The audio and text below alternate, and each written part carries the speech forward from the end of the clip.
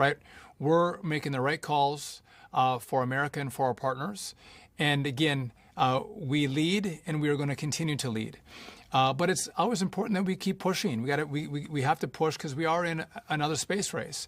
And what I don't want to do, and we work very well together. I want to make sure we're making the right decisions, right? And I have to look at dollars, and I have to look at time, and I have to look at return. And as we do that, we thought, well, there could be a better way to do this to get these samples back. And I again, just to continue with missions that I don't think can meet budgets and timing, I think would be foolish on my part, because across government, every government, not just the U.S. government, resources are precious. And we are going to use our resources to the best possible abilities to advance our missions the furthest. And I would just tell you, there's been a lot of conversation on science. Science isn't going away at NASA. We are leaning into the science because we need it to make sure that we're successful on our missions to the moon and to Mars. And we have Earth missions as well that have been mandated by Congress. That is part of our science. But again, if I've been given an ask for spending a little less money, I think we can do that. I know we can do that. But I've told the team at NASA, if we don't have the resources for the right missions or the right people, I will go to the president, I'll go to the Congress, I'll ask for more money. But I feel pretty confident that with the money that we've been given in the president's budget, we can accomplish our mission. It might be a little more focused, right? It's on human exploration, but we can accomplish that mission. And again, I have fully committed that I would ask for more if I needed it. And by the way, the president loves space. He asked me about it, which is a unique position to be in as the acting administrator, but also to be the secretary of the Department of Transportation, that I get to interface with the president quite a bit. I give him updates, how it's going, what we're doing. And he doesn't brush me off. He wants to know. He's excited about this. And so if there was an issue with resources, I would go to him, and I'm sure he would support us. And I'm sure, listen, what's interesting too, and this has been great to see, this is bipartisan, right? There's a lot of fights that you all see in Congress. This is one space, no pun intended, or maybe the pun was intended, that you get bipartisan buy-in. People get excited about what NASA does as Democrats, independents, and Republicans. Everybody kind of loves it. And they would also respond to us, I think, in a positive way, should we come to them and say we need resources for something in addition to what we have the money for today. So, no, the mission hasn't changed. And we're going to continue to forge on, and I feel very confident that we can do that. May I add? Yes. I want to pull on the thread that is, at no point has this administration said we don't care about samples. You know, we brought back samples from the OSIRIS-REx mission. We opened those recently, and we found amazing things from that asteroid Bennu.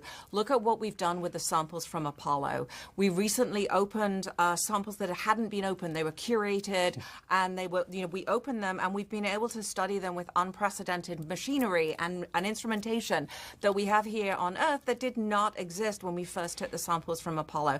So it shows the value of these samples, and these samples are carefully curated. These are not just going there and picking up a rock and bringing it home. These samples are precious. We want to make sure when we bring them home, we bring them home right. But just by the way, they're very cool samples, and they are precious. They're precious. We do have to work on the naming of these samples.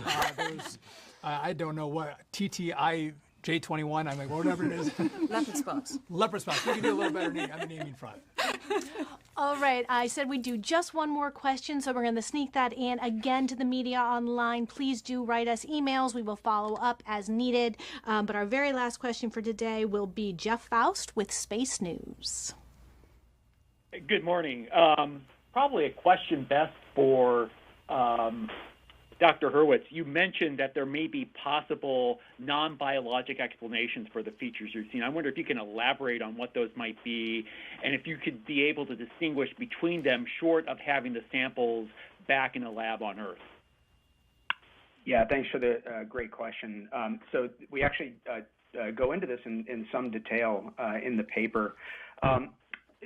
What we think is possible is that the mix of ingredients that went into this mud, or into this rock, the mud and the organic matter, if combined under the right conditions, could it could result in chemical reactions that could produce the minerals that we see in the absence of biology.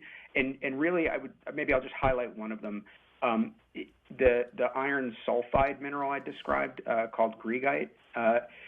One of the ways that you could combine the organic matter and iron and sulfur from the rock together and form that mineral would be to heat the rock up and basically sort of cook those ingredients to produce that new mineral phase. One of the things we sort of struggled with, I don't know if maybe that's the right way to say it, but we looked at in as much detail as we possibly could to try to understand whether these rocks actually showed any signs that they were cooked. And within the sort of capabilities of the rover, we weren't able to make that determination. They really don't look like they had been heated to the temperatures that might be appropriate to that type of reaction. But it is a pathway, and I think it's one that we hope that the research community will take these results and go off into laboratories and run experiments to try to recreate these features under a variety of conditions, both biological and non-biological, to see, what are the options here for making these things that we've observed. Thank you, Joel. I also want to thank Katie, Nikki, Lindsay, and Amit for being here. I want to thank you all for tuning in. I want to just reiterate, we are going to be transparent. If we have exciting news, we're going to share it. By the way, we're all looking forward to you all tuning in as we do Artemis 2 that's coming at the first part of next year. Again, our mission back to go around the moon and home. But I just want to, if I could just say for a moment, I've had the privilege of being here for roughly 2 months at NASA. And I just want to reiterate what all of you at home know, which is this is one of the most amazing, if not the most amazing institutions that America has. Some of the brightest, smartest, dedicated people that this country has doing amazing science. And again, we're going to continue to lean into it. We're going to continue to lean into manned exploration. And it's not easy. It's really hard. But when you have the smartest people in the world on this team, working to that end, success is never guaranteed. But I feel very bullish on our future and what we're going to find and the places that we're going to go with this great team at NASA. So thank you for tuning in. We'll continue to let you know what we find, what we see, what we think as we go through this process. So thank you very much. That news conference wrapping up when it comes to NASA talking about some more signs of life potentially on the red planet.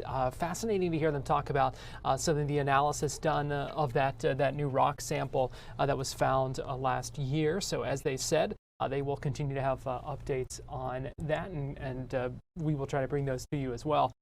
Give you a live look right now inside the Lake Mary Fire Department. This is in the city of Lake Mary in Seminole County, actually where our Fox 35 studios are located. And you see a number of firefighters standing in front of a ladder truck at the fire department there. We expect State CFO Blaise Ingoglia to walk up any minute now, expected to hold a news conference at 12:45, so expect him to speak any minute now.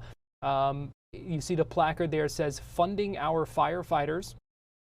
Unclear what his message exactly might be today, but we've seen a number of officials in the audience here, some state lawmakers, some local leaders from some nearby localities as well. So we will keep an eye on this. We're going to bring this to you live as soon as it begins. Right now we are going to take a quick break here on Fox Local, but we will be right back. You won't miss any of this news conference.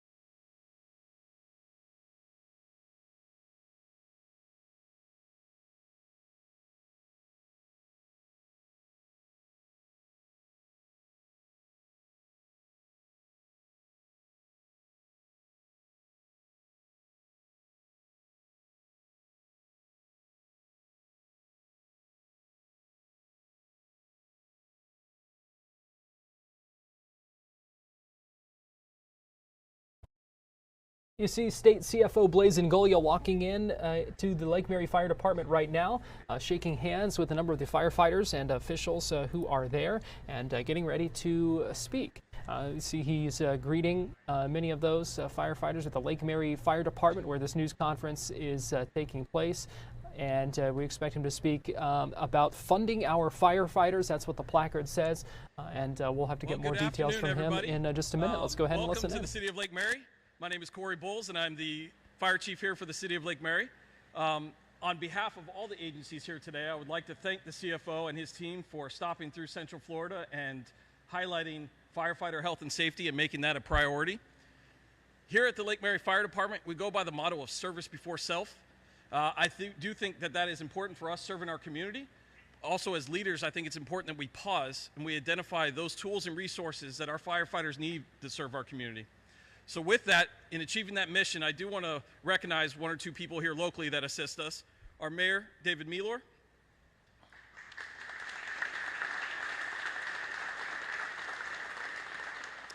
Our City Manager, Kevin Smith.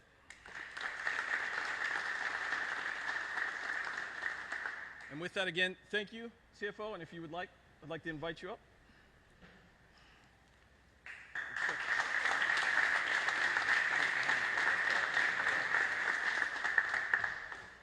Hey everyone, thank you for coming. Can you guys hear me okay? You press, you guys can hear me, y'all good? I got the press laughing, so that's a good thing. That's a good start. Chief, thank you for the introduction. It means a lot to be around so many hometown heroes. I appreciate everything that you guys do. I truly do care. For the people who don't know me, my name is Blaise Ingoglia. I am the Chief Financial Officer of the great state of Florida, and while I am not doging local governments, I am also serve as the State Fire Marshal. I want to recognize some people here today. Mayor, thank you for being here. Thank you. Great community effort. It enhances our quality of life of what you're doing. Thank you, sir. Representative Plakin and her little one right there. Thank you for being here.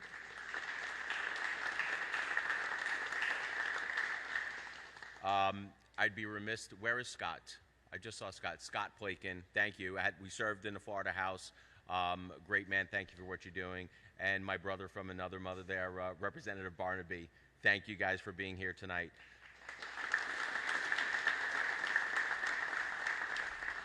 Or I should say today. I said tonight. It's been running around. I don't know if it's day or night anymore.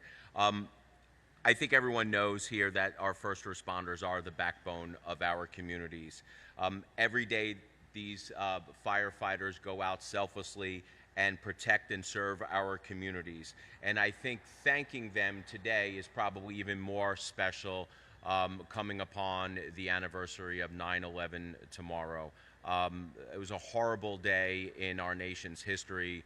We've lost a lot of people, including people who ran into those buildings while everyone was running out. So I appreciate you guys. So on behalf of me, the state's Fire Marshal Office, and I think I could say that on behalf of the state of Florida, guys, thank you for everything that you do.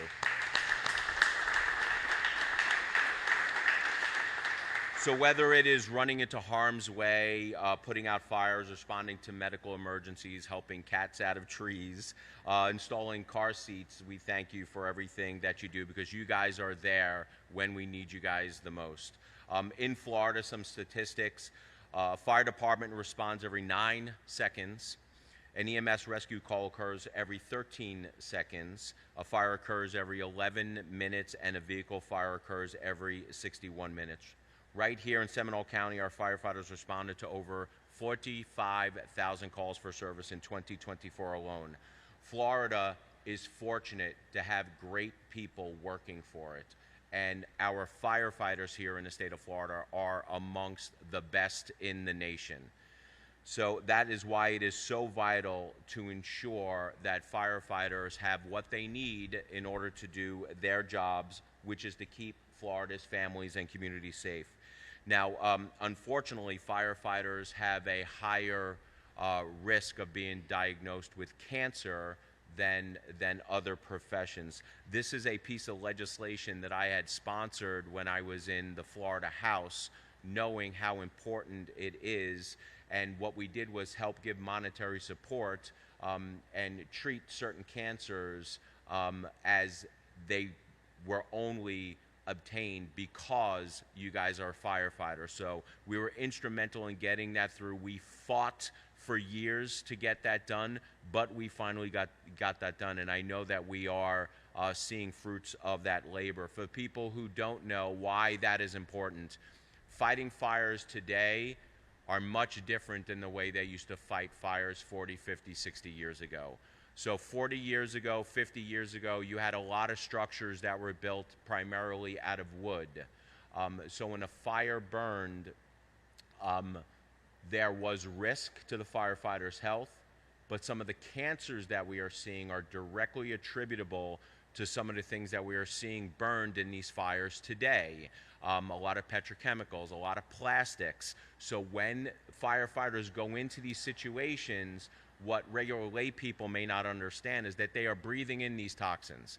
And even if you have the proper ventilation, they're being absorbed through the skin. So that's why they have to go through very vigorous training to make sure that they are safe and strict decontamination protocols to make sure that they remain safe.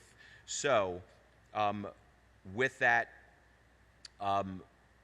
in mind, we know that we have to take care of our hometown heroes because they are taking care of us.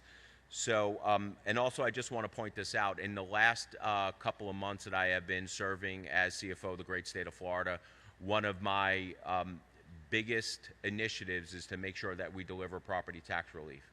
But let me be clear to our firefighters and our first responders, law enforcement, the first role of government is to protect its citizens.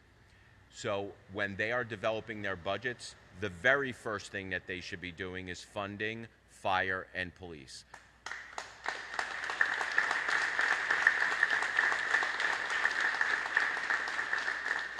And let me say this also to any local government out there that wants to play political games with funding. I know where the money is hidden. If you think you can run or hide from me, you can't. What I'm telling you also is that because I know where the money is hitting, do not use our firefighters and our law enforcement as some political boogeyman to say that you cannot cut your budgets. Because I know for a fact there is enough money in these budgets to cut fat, trim the budgets, and give these guys the raises that they deserve. I don't want to hear anything from them.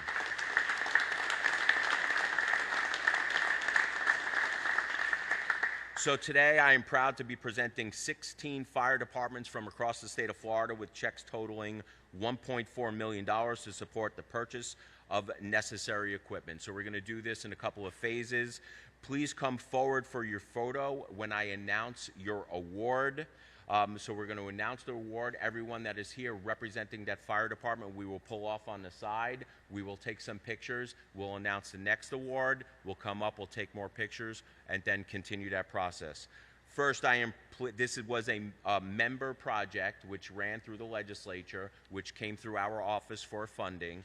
Today, I'm proud to present the check for $1.04 million to the Sanford Airport Authority for firefighting vehicle replacements. So Sanford,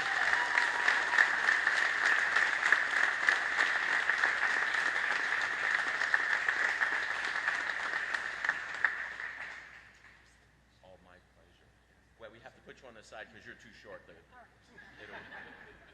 are we going? Right there? Ready? Hold on, please. We got to put it down. Okay. We got to make sure we see her. Okay. Take that to the bank and put it through the drive-thru. Thank you very much. Thank you. Thank you so much. Of course. Thank you. Just so you have it. Thank you, sir. Those things. Thank you, sir. I'm also proud to present checks through the Firefighter Cancer Decontamination Equipment Grant and the Firefighter Assistance Grant. These funds will support the purchase of important decontamination tools and safety equipment to ensure that our firefighters are protected. I am proud to present awards from the Firefighter Assistant Grant Program to Satellite Beach Fire Department for the total of $61,767.05. Do we have Satellite Beach here? All right.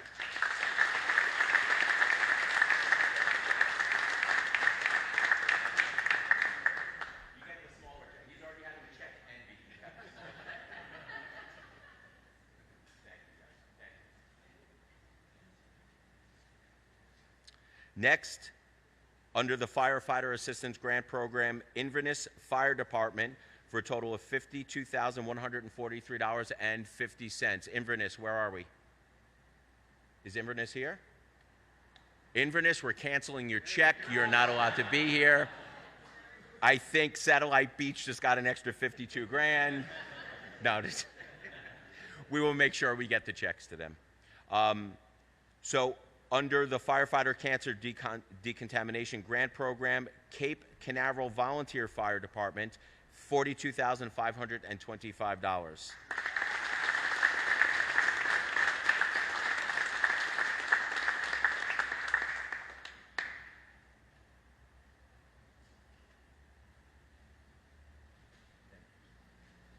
I love giving out money while saving money also. This is awesome. Titusville Fire Department, $36,446.10. Do we have Titusville here? There we go.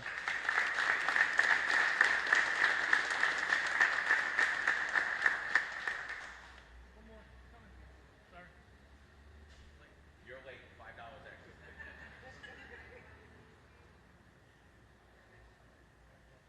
No, that's okay. It's all good.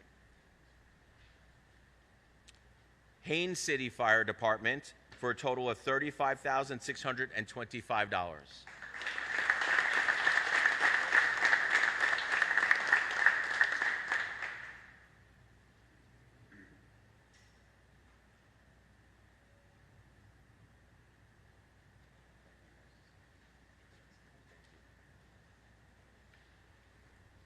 Lake County Fire and Rescue, $23,476.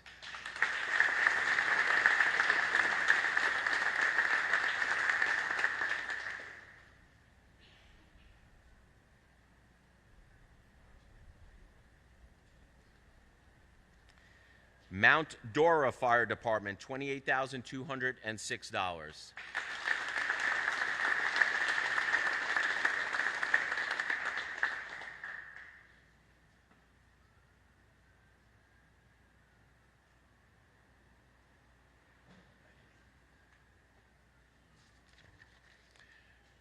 New Smyrna Beach Fire Department, $23,421.50.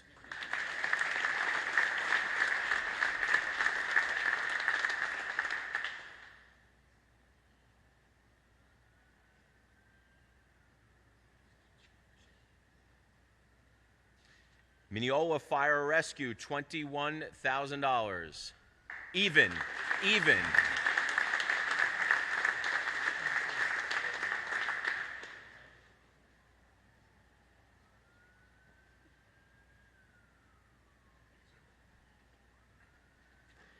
DeLand Fire Department, $10,507.39.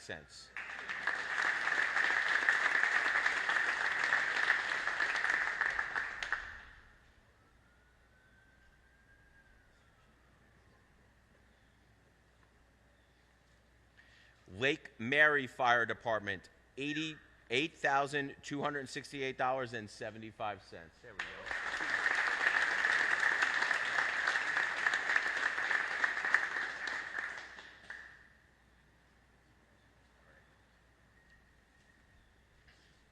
Where is Sydney? Do we want to have everyone up and take, where is Sydney? You want to have everyone up and take group photos? Let's do that real quick before we move on. If all of the firefighters can come up to the front here, we'll take one big group photo with everyone. Come on up here, even with the checks.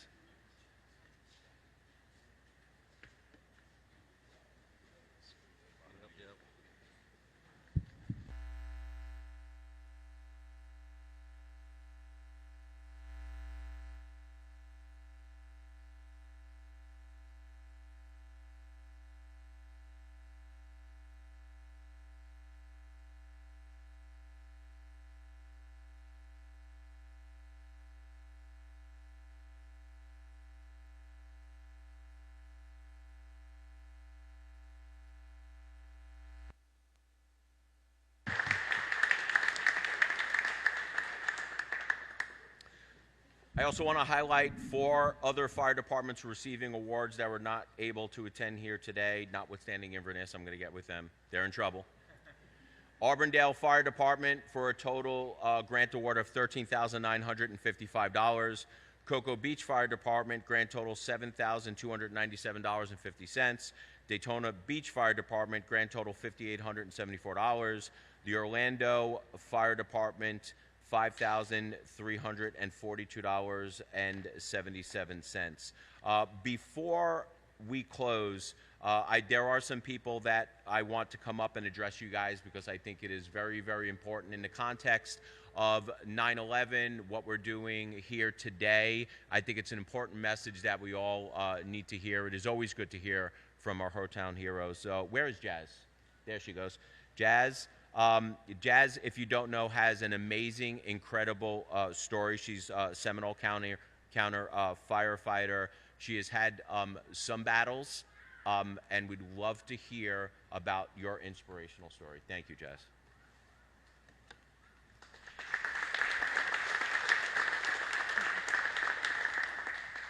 Good afternoon. My name is Jazz Zombo. I am a lieutenant with Seminole County Fire Department. I've been with the county for 20 years.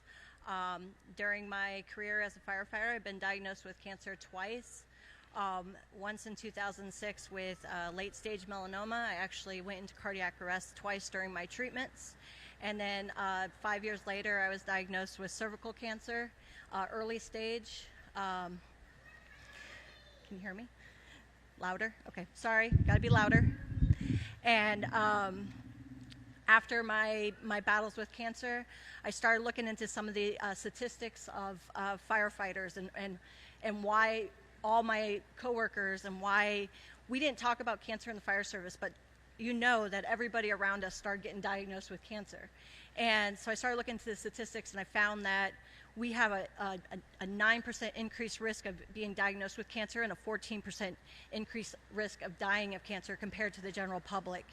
And then I started advocating and educating about our risk, and ended up in Tallahassee fighting for our cancer bill for several years, and very appreciative of, you know, all the sponsors and all our representatives that put together to do this cancer bill, and, you know, educating on our just doing gross decon, why it's so important to have gross decon. Gross decon removes 85, if you do wet soap decon removes 85% of the contaminants off your gear. It is our first line defense of getting that nasty stuff off our gear and getting us making sure that we are reducing our exposures. Purchasing extractors. Extractors remove 99.9% of our gear. So purchasing that equipment, having these grants available are very important, and I'm very appreciative that the state recognizes these issues that our first responders and our firefighters endure, and making sure these grant money is available to us. Thank you. Thank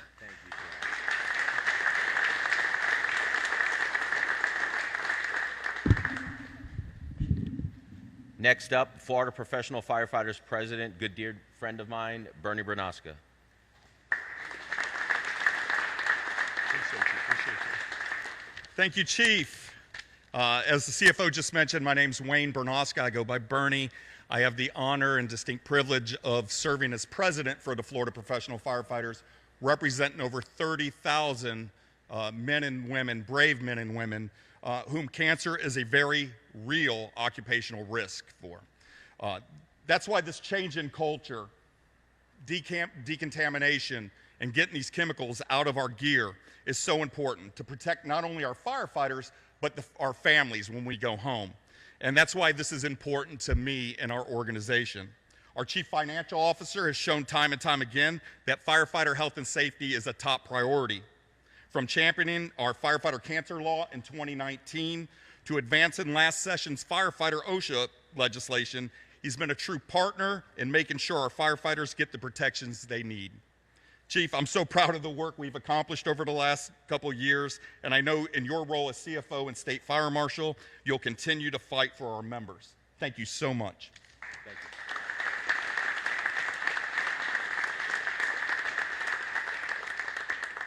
And Florida Fire Chiefs Association President Trip Boris.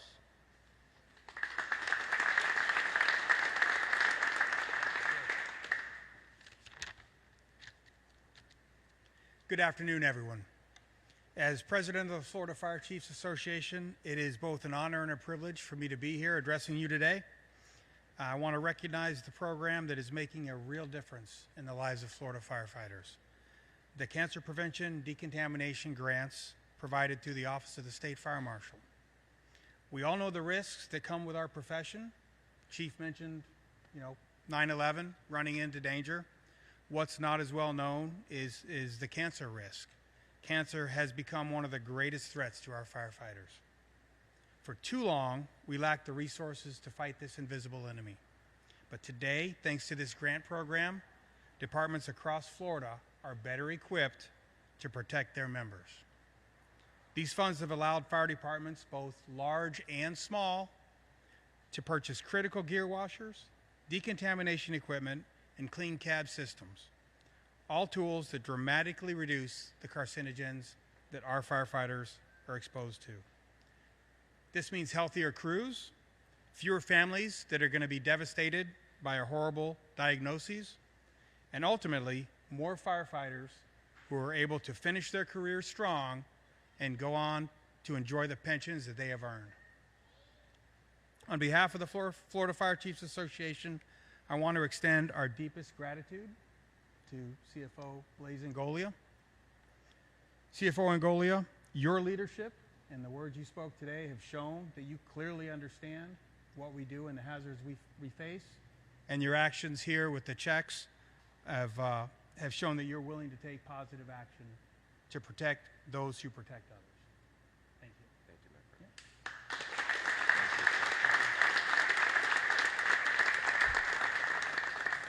And since the CFO mentioned it, I'd like to take a moment of personal privilege and talk about 9/11 tomorrow. If you have an event that recognizes the first responders that sacrificed their lives that day in your home community, please attend. Please show that respect. We say never forget. We got to remember that a lot of the firefighters online today were not firefighters, and some were not even alive back on that day.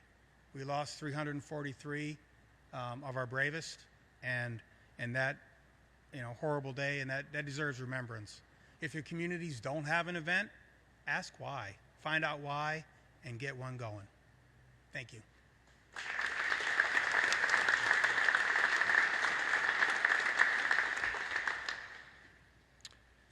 So a couple of comments. First about cancer as it relates to firefighters, and a couple of comments regarding 9/11. You've heard it said here before today that firefighters are running into trouble. They're running into a space where they don't know necessarily what the outcome is going to be. And I think that's why funding cancer coverage, cancer prevention is so very important, because a firefighter can go into a structure and know the risks immediately before her or him with the structure.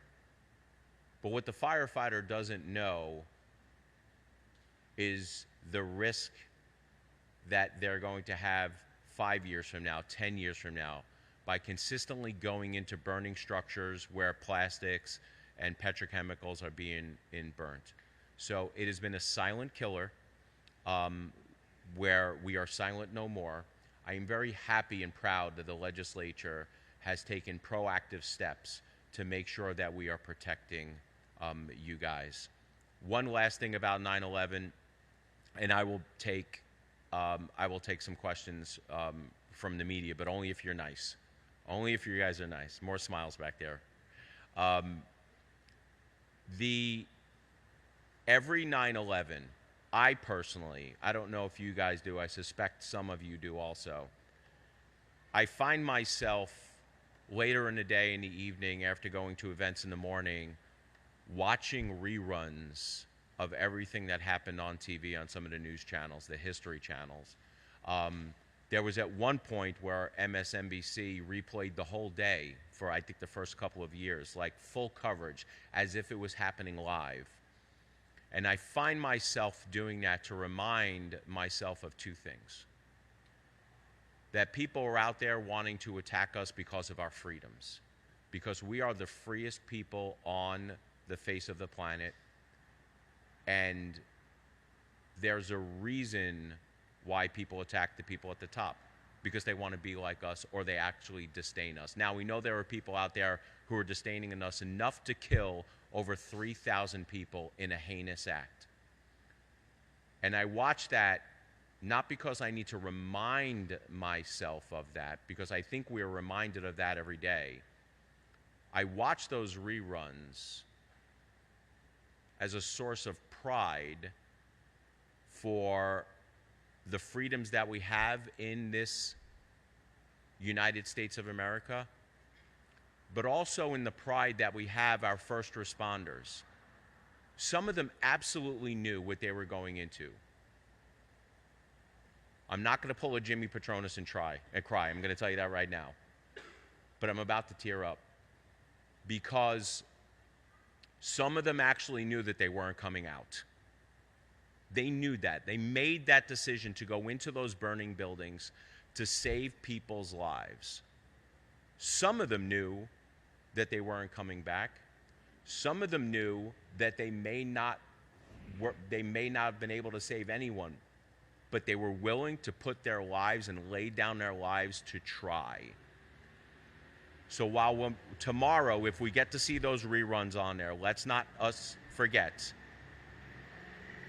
that the heroes that went into those buildings and the reason why those buildings were attacked.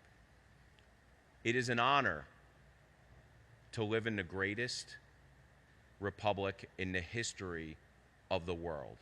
And it is an honor to be amongst you all for doing everything that you do for our communities. Give these guys a big round of applause again.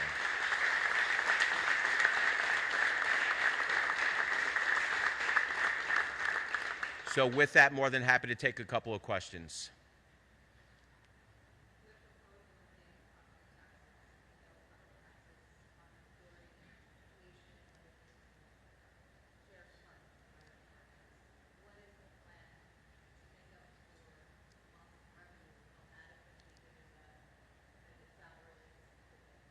So the question, so everyone hears, is what is the plan for eliminating property taxes? First, the plan is, it is a lofty goal to eliminate property taxes on homesteaded properties only. There are a bunch of plans that are probably going to be debated amongst the legislature. That is going to be one of them. I personally think that if we wound ourselves in a situation where we had no income tax in the state of Florida and no property tax on homesteaded properties, we can build real generational wealth here in the state of Florida and make people freer and richer than every other state. Now, having said that, the majority of property taxes in any city or county, and it varies county or county, are usually done by non-homesteaded properties. But there's a fault in the assumption of your question, is that local governments need all of the revenues at the revenues levels that they have right now. And I'm going to say that is unequivocally absolutely false when local governments say that they need all this revenue. We are going to come out with some information relatively quickly here, probably within the next couple of weeks, just explaining how much local governments are actually wasting. And we've calculated the numbers where they can fully fund fire and police, do a lot of the essential services, and still cut the budgets. They're just not trying. So we are going to show them the roadmap, and hopefully they are going to do something. But I will not stand for anyone using the bully pulpit of an elected office to demonize fire and police for the sake of them keeping pet projects that should not be paid by taxpayers in the first place. I'm just not going to do it.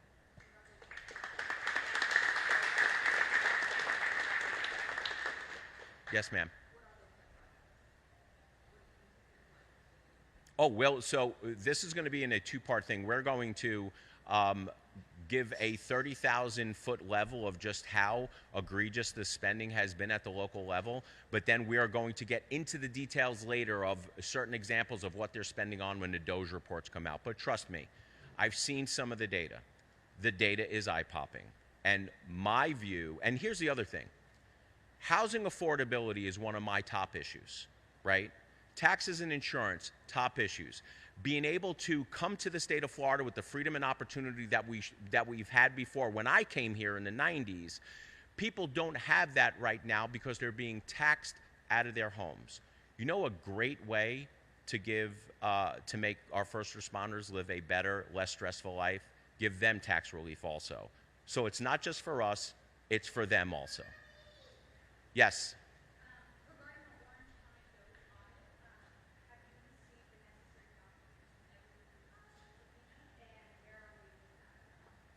So I'm a little frustrated with Orange County government.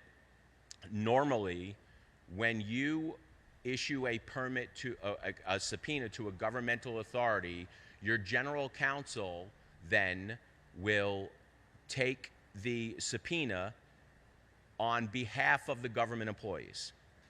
That's normally how it works. But Orange County, in their infinite wisdom, decided that they weren't going to do that and made us chase down every single employee every single employee and subcontractor to deliver those subpoenas. I think we just now were able to finish the delivering of those subpoenas. So we are going to have the conversations with them, and we're going to have some frank conversations and ask them, did they do what we think could possibly have been done? We're telling them, don't hide anything.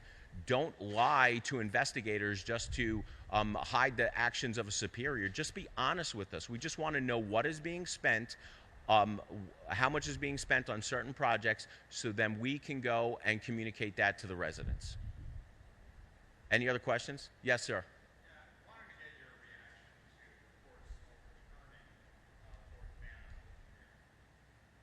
I think the court's got it right. Look, I have been as a constitutional issue, I believe that there is a constitutional right to carry a firearm the way you want to carry a firearm. Now, just because, and I want to be clear here, just because there will be open carry by virtue of the court's decision does not mean that everyone is going to be open carrying everywhere that they go. So I want to be clear with that. There is this I know the left wants to think that everyone's going to be carrying firearms everywhere in Publix and in restaurants. That's just not going to be the case. But as a constitutional right, the greatest governing document that has ever been written in the history of the world, we have a Second Amendment right to do that, and the court got it right.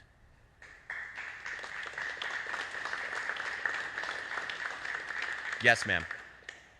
And you know another thing? Look, gun violence is everywhere. We see it. And a lot of it has to do with people that have mental health issues. And what I'm concerned about now, as a chief fire marshal, is some of these guys being targeted. Because there have now been numerous attacks on firefighters as well as law enforcement. Just because of the job that they do. They should not. In fact, I think, and I don't think this is in statute right now, I did a bill reforming the death penalty laws. I think we should have another qualifier to the death penalty, that if someone shoots a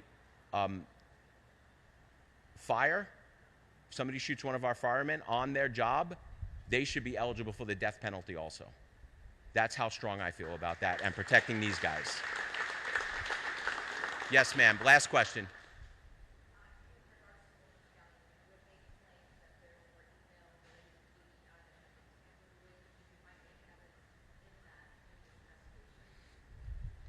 We're in the process of doing that, but the process has been slowed because of the games that the Orange County Mayor's Office and their General Counsel has slowed us by making us hand deliver each individual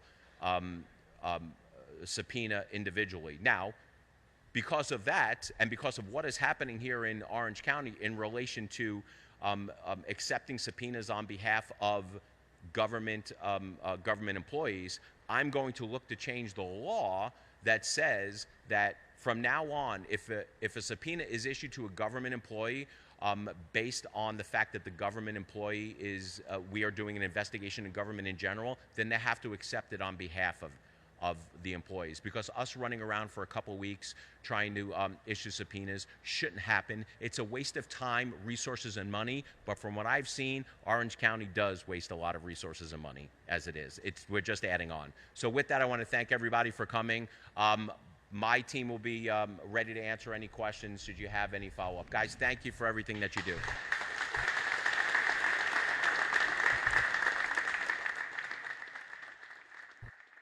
Florida CFO Blaise Ingoglia, who is also the state fire marshal, wrapping up a news conference at the Lake Mary Fire Department, where he handed out grants to a number of different fire departments across around the region and across the state as well. Also talked about a number of topics at the end. Asked about property taxes. Says that some of the data that they have seen from the ongoing DOJ audits, he called it eye-popping, some of the spending that they've seen, and that they do believe that abolishing property taxes is certainly possible. They're going to have more information released on that in the next couple of weeks that he says will kind of give local governments the roadmap toward a future without relying on that revenue. He was also asked about the situation in Orange County, where the state has issued civil subpoenas to try to, or investigative subpoenas rather, to try to get more cooperation with their audit process there. He said they spent the past couple of weeks trying to get all of those delivered. He said that he thinks they just kind of finished delivering all of those subpoenas. Now, he was also asked about the decision from the First District Court of Appeals in Florida that basically has struck down the ban on open carry in the state. He says he believes the court got it right. And while we're on that topic, let me show you a reaction from Attorney General James Uffmeyer reacting to this ruling this afternoon. Saying this is a big win for the Second Amendment rights of Floridians, saying as we've all witnessed over the last few days, our God-given right to self-defense is indispensable. So this ruling certainly paves the way for open carry of firearms here in the state of Florida. We heard Governor DeSantis talking about that topic as well earlier this week. We're going to take a quick break here on Fox 35 News Plus, but we'll be right back after this, so keep it here on Fox Local.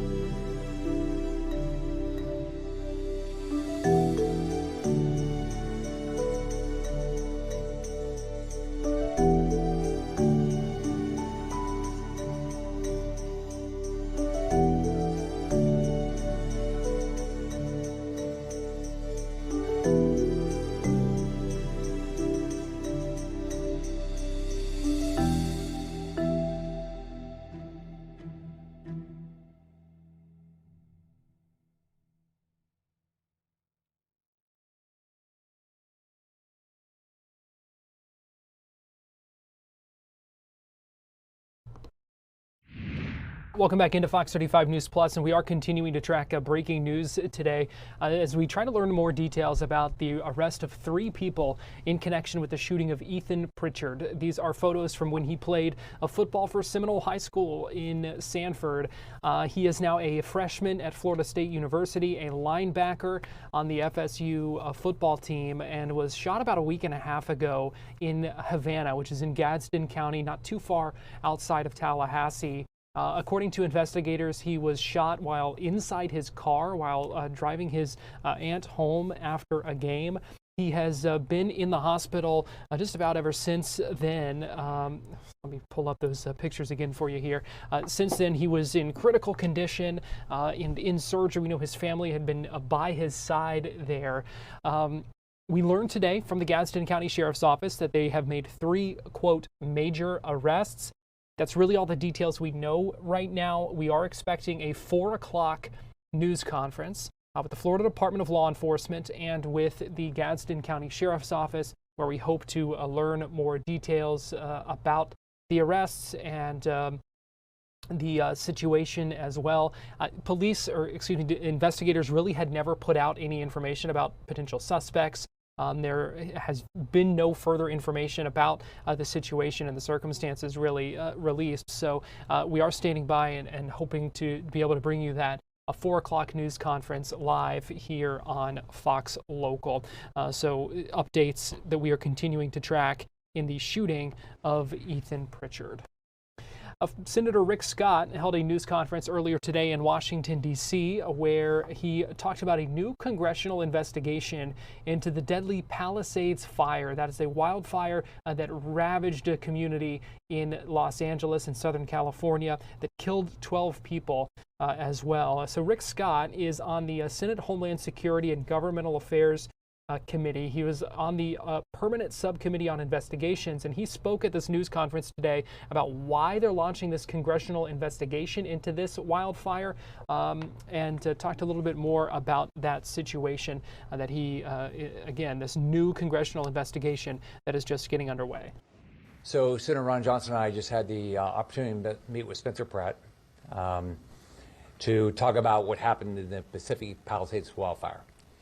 So last month I had the opportunity to go out to the Pacific Palisades and take a tour of the area with Spencer Pratt. As you know, Spencer's somebody that had success in TV, has a successful podcast, and has a significant following along with his wife. But what was fascinating to me is just to see the unbelievable devastation. Just homes, street after street after street of homes, just everything's gone. And you see the remnants of a house, but there's nothing else there. There's no kids playing. There's almost zero reconstruction. And in Florida, you know, we put a lot of effort into preventing wildfires. We have a research group called Tall Timbers. So as a general rule, we have not had the wildfires that California has dealt with. And as you probably know, a lot of the wildfires are caused by the National Forest not doing prescribed burns. But we've had hurricanes. And so what you learn with a hurricane is you prepare. You say, how do I make sure no one dies? How do I do everything I can to keep everybody alive? How do we reduce property destruction? And then you do it up until the time it happens, and then you work your tail off to get people back in their homes, their businesses reopened, all these things. If you go through the Palisades, like nothing's happening. I think I saw one house being rebuilt. We went street after street. I think I saw one house being rebuilt. That was it. So what I promised to Spencer is that we would do an investigation to find out exactly what happened. Now here's the purpose of this. One, why did it happen? Why was it not preventable? Okay. How do we help the victims? Now you can't help the families of the 12 people that lost their lives, but how do you help the victims get restarted? Which is, and then how do you make sure this doesn't happen again? I don't want wildfires in my state. I don't want wildfires anywhere across the country. I don't want anybody to lose their life. I don't want anybody to lose their homes. So the whole purpose of this investigation is that we're gonna find out why it happened. We're gonna find out how do we help the people get restarted, and how do we make sure this never happens again. And it seems like, for California, we're heading into the dry season again. So hopefully this does not happen this year. I want to thank Spencer for being so vocal about this. I tell people, if you want better government, be vocal. We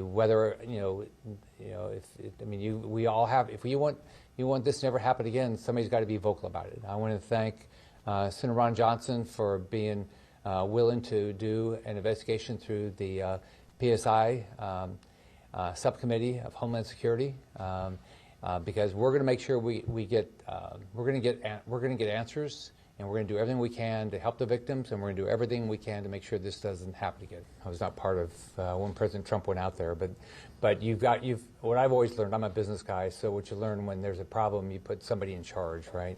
One thing we're doing is we've been asking for information that we just took the last 10 years of different federal agencies and what money has gone out there, and try to figure out where it's gone. To see, is the money actually gone for wildfire prevention and suppression, things like that. So but yeah, I'll look at that. I don't know. Have you ever seen it? I've never been involved in the special master. Another follow-up question. The insurance market in California, a lot of people lost their insurance. Is there anything the federal government can do to make those people whole? We're going to find out. We're going to get. Spencer brought up the fact that right before the fire happened, a lot of people's insurance was canceled, which, like in Florida, you can't do that. You can't cancel somebody's insurance right before a disaster. If you don't pay your bills, right? So that's shocking to me that could happen. We're going to find out why that happened, and that doesn't make any sense. That somebody could write when you're in the middle of a wildfire season and your insurance gets canceled. And so you can't get other insurance probably at the time. And by the way, if you have as you know, if you have a mortgage and you don't have insurance, your mortgage is called too. So, yeah. Sir, you had a question? Hi, I'm Andy Picone with E&E News. I'm curious about the scope of this investigation. Senator Johnson mentioned this is not a political thing. Are you guys going to be looking at what California did wrong, what Democratic policies led to this, or is it a broader thing about how to prevent wildfires more generally and how to what kinds of factors contribute to wildfires? So the goal is we're gonna find out why it happened, what could have happened to prevent it. That's the big thing here. So because we don't ever want this to happen again, right? And then on top of that, how can we help the victims? So I'll give you a story about Florida. After a hurricane, and by the way, hurricane response, like any disaster response, it starts with you, right? It starts with your local government, then your state government, and then your federal government.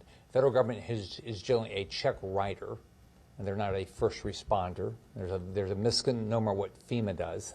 They write checks. They don't have a bunch of people show up to stop a hurricane or something. But we're gonna find out, exactly, the whole process, and to try to make sure this doesn't happen again. And I think it's going to be good for Florida. It'll be good for anywhere in the country. So historically our biggest risk in Florida is national forests, because we have a really good prescribed burn program for our state lands. The federal government historically has not. Yes. Connor Doherty from the New York Times. As I'm sure you know, there was a whole bunch of fires in Los Angeles County over that period. Horrible couple of weeks. One of them, the fire, was tremendously destructive outside of LA City, LA County. Why are you not expanding the scope of your investigation into that fire? We might. We're going to start with this. So, and we'll just let the facts where they take us where they are.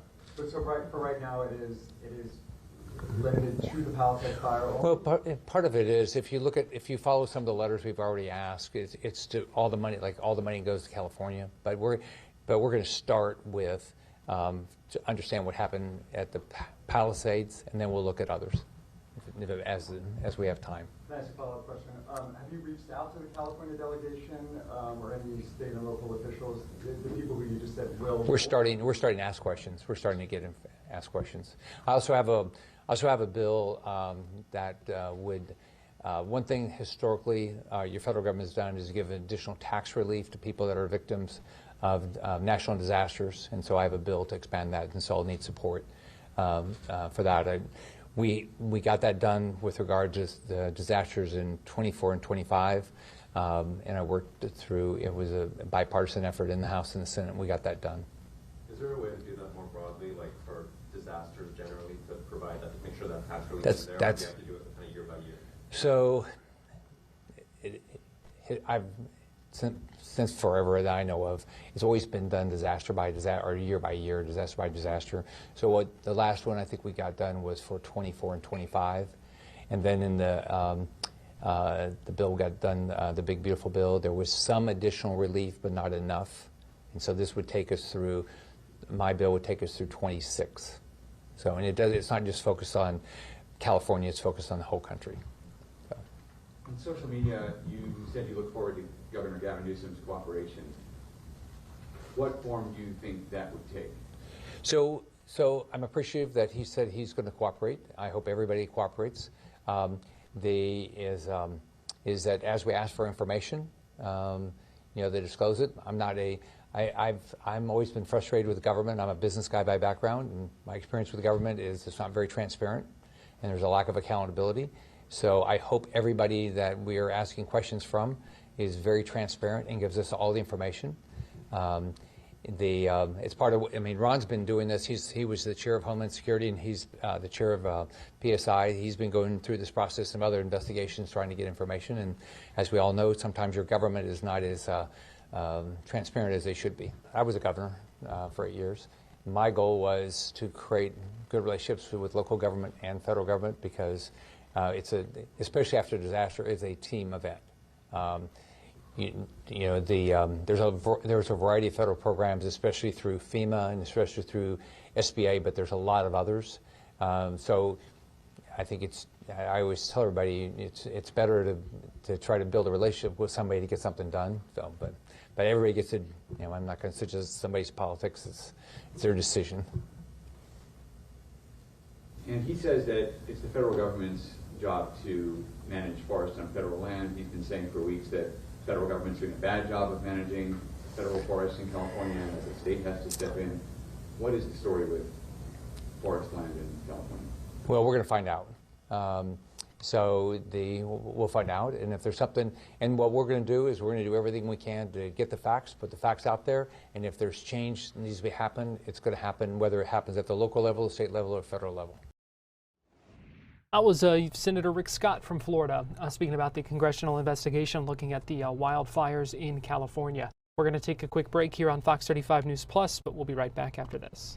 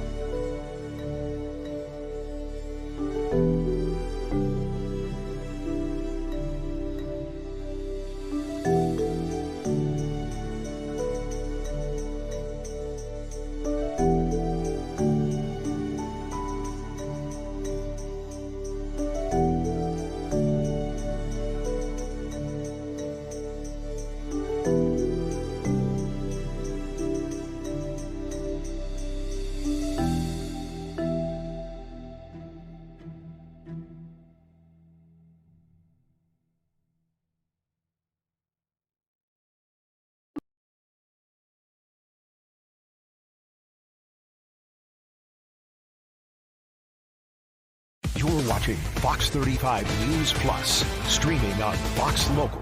Welcome back into Fox 35 News Plus. I'm Garrett Weimer, and thanks for joining us. The chase of a stolen car suspect ended last night in Volusia County. Video shows a deputy from the Volusia County Sheriff's Office putting out stop sticks on I-95. That ended up deflating a couple of the tires of this suspect in that stolen car. But the driver kept going, ended up hitting a couple of police cruisers as well in the parking lot of a shopping center where this all ended. A body camera video shows how this came to an end. Take a look. I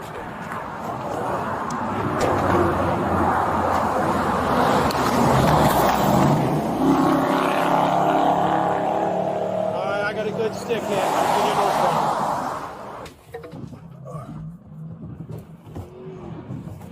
What was the description again? Black Chevy Tahoe. Stand by. He's going to bail out here in a minute. He's stuck in his parking lot. Get a spot for the dog. He just ran one of our cars. Yeah, he hit. I told him. Somebody get the bag. Lock him in. Do not let him out. Hands up! Put your hands up there! Get off the gas! Get off the gas now! Watch it, I can't see.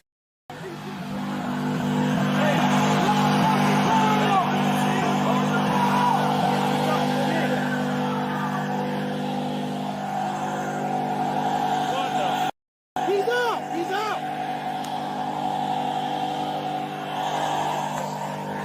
I can't see.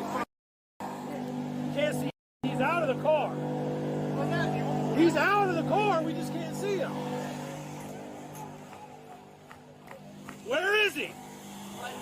Okay, he's just not coming out.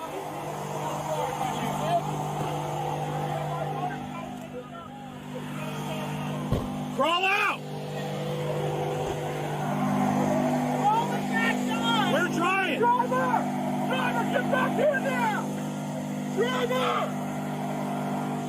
Central, have rescue start this way, please. Fire truck.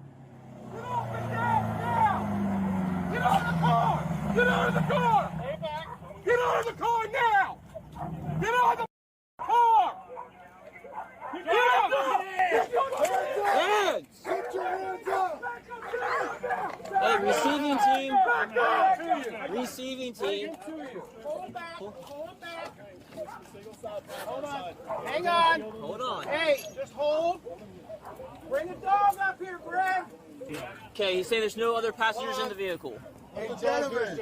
I love you, gentlemen. I love you. Okay. I'm a 20 nigga.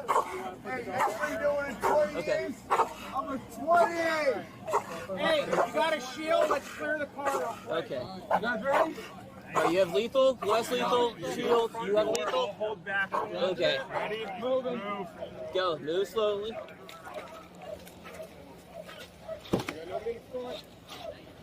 Can't see it. Can't see anything back. All right, just fall back. Can't see anything. All right. Is that front seat clear? Okay, come out. Check that back seat real well.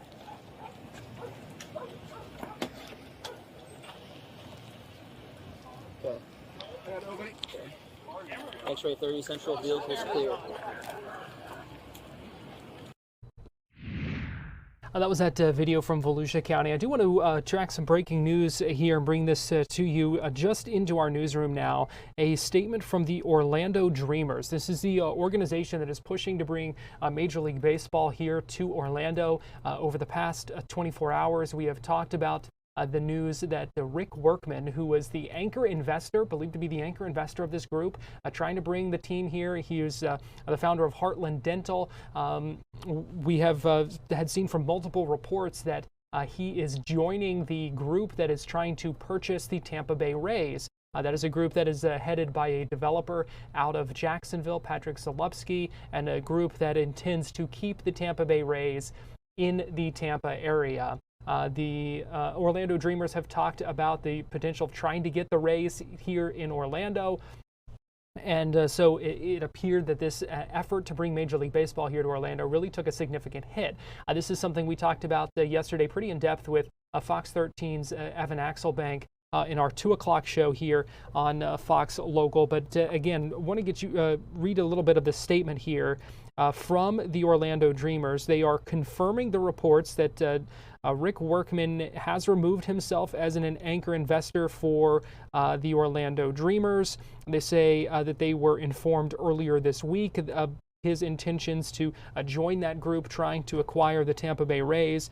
Saying that news came as a surprise to the Dreamers, and they were kind of working through some of those details. But they say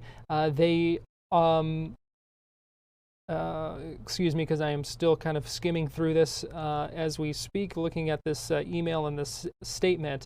They also confirmed the reports that John Morgan, who is another high-profile attorney and had discussed investing in this effort as well. The Dreamers confirming that he has decided to, quote, opt out for now, given the circumstances. They're saying that because of Rick Workman's removal from this, they said that John felt it best to step back, at least on an interim basis, and to remain open to a significant investment in the future if there is such an opportunity and the situation is a match for his investment practices. In regards to replacing the capital from these sources, we have had significant interest from prospective investors in recent months. Although we have not been actively pursuing such inquiries, the Dreamers are very confident in finding a suitable control owner, and we will maintain our same standards of being very deliberate and selective in facilitating that partnership. That being said, the Dreamers in this statement still say that they have even still in excess of $1 billion in team acquisition capital under letters of intent. Also saying that the investors who are opting out, specifically John Morgan and Rick Workman, that they represent less than 25% of the aggregate financing under letters of intent for team acquisition and for stadium financing. This is the Dreamers saying that they will still continue pushing forward in trying to bring Major League Baseball to Orlando. They say no competing city can come close to matching our attributes in regards to stadium location, market size, population growth, tourism numbers, tourist development taxes, and strength and growth of the local economy. Orlando remains the only fully ready solution for any MLB situation in need, whether via relocation of an existing franchise or one of the planned expansion slots. And that is something that we have heard time and time again from this Orlando Dreamers organization, that they said they were not putting all their eggs in the Tampa Bay Rays basket, that they still believe there could be a path forward to Major League Baseball in Orlando through expansion. We know Major League Baseball is looking at a number of different markets for potential expansion.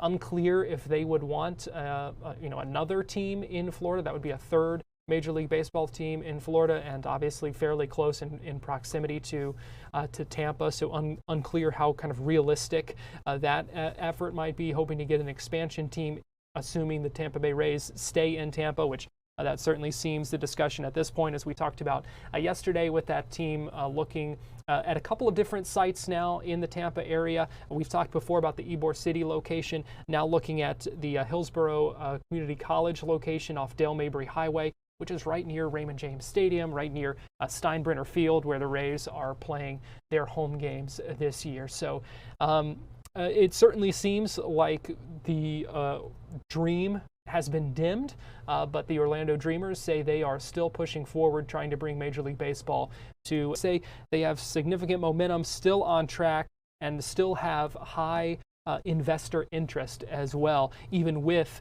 Rick Workman and John Morgan opting out.